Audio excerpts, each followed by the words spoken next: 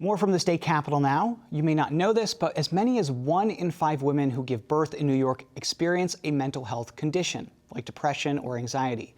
That's according to the state, and it's worse for women of color. For some, that's a difficult thing to imagine, so we don't hear about it a lot.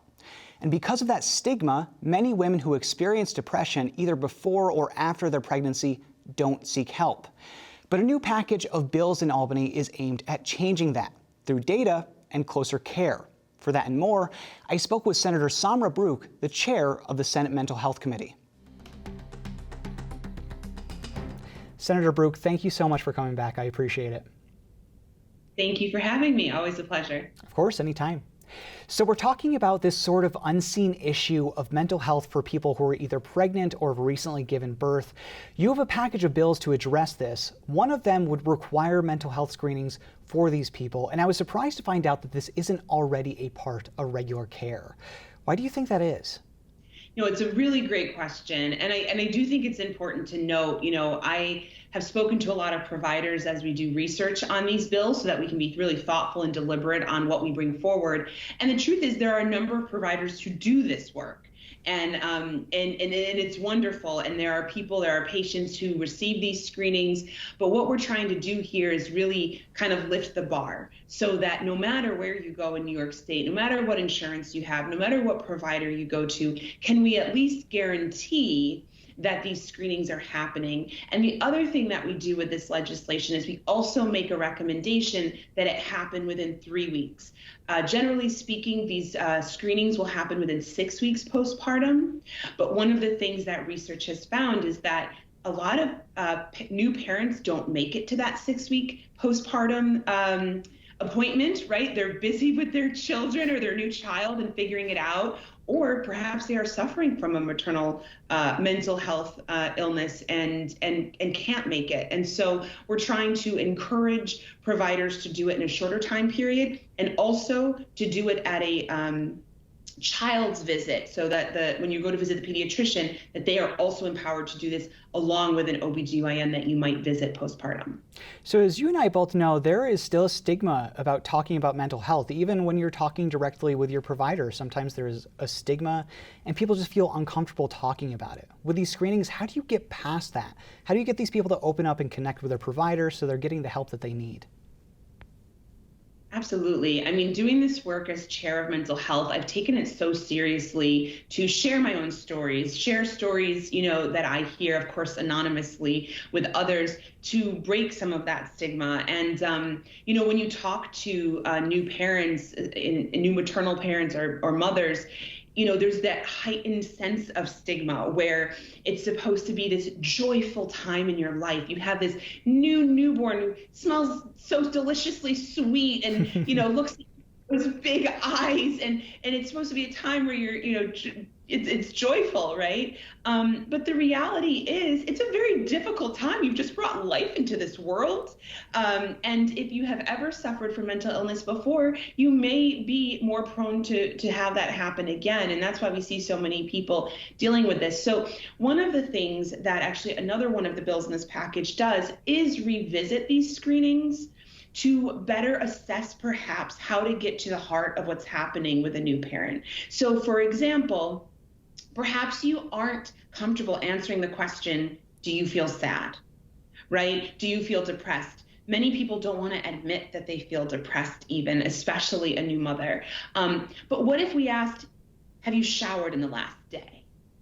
What did you have for lunch yesterday? So one of the things that one of these bills does is really revisit how are we doing these screenings to actually get to the heart of what's going on with people postpartum. And perhaps some of these social determinants of health will help us better facilitate a conversation. But of course, nothing will replace the work that we all have to do to really end the stigma and to make it comfortable to say, I'm not okay and I need help. and being able to share that with a friend who can give you a resource, or being comfortable saying that to a provider. We still have a lot of work to do to fight those stigmas. So while I have you, I want to turn to the state budget. As we mentioned, you are the chair of the Senate Mental Health Committee. I'm wondering, as you look at this really, really big budget, was there anything that the governor didn't have in her executive budget in January that you would like to see added back in for the final spending plan, which is due at the end of the month here? Obviously, there's a wide range of things that we could talk about, but anything on your mind? Oh, there's a lot on my mind. I mean, all that's on my mind in addition to the maternal mental health. But I do want to say, I am pleased that we are starting in a better place than we were last year. And I think it was last year, I don't know, it was around this time that I was with you. It was a very different scenario. So some of the key things I'll be looking at and have been fighting for, along with many advocates, we have a 5.4% cost of living adjustment. To put that in perspective for folks, we fought tooth and nail to get a 1%. After 12 years of nothing. So for a governor to put 5.4% is huge. But here's the thing, it's over after a year.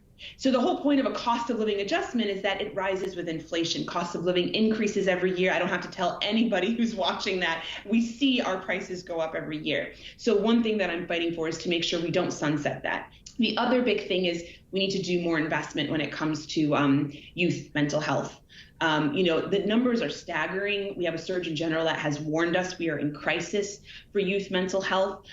So I have a proposal to allow any young person in New York to access up to 5 free telehealth mental health appointments. A lot of our urban and rural young folks don't have access to providers in their communities. And while we work to build up those local providers, we need to be able to give them the help they need today. And so that's another proposal that I'm hoping to be included as almost an immediate answer this year for some of these kids who need help.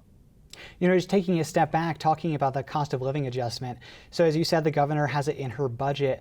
Do you see that any problem with that getting past the Senate at least? I can't ask you about the Assembly because you're not there, obviously. But do you see the Senate taking that on? Well, I think anytime we ask for more resources, it's always an uphill battle, right? I mean, I'll just say, I take it very seriously. We are a small mental health committee, but we are mighty. And I take that work very seriously because at the end of the day, we're talking about people who have been completely burnt out. And if you think about the last 2 years, how many of us had a sign that said, "Thank you, heroes"? How many of us tweeted about thanking our essential workers? Well, guess what? A lot of those signs are falling down now. The rain got them or the snow got them. We're not talking about it as much, but the one way we can actually say thank you and make sure that we don't lose more people from these workforces is to actually pay them what they are worth. And so I will go down to the last minute preaching that and hoping that I can get the support that we need. All right, we'll be looking out for it. Senate Mental Health Chair Samra Brouk, thank you so much as always. Thank you.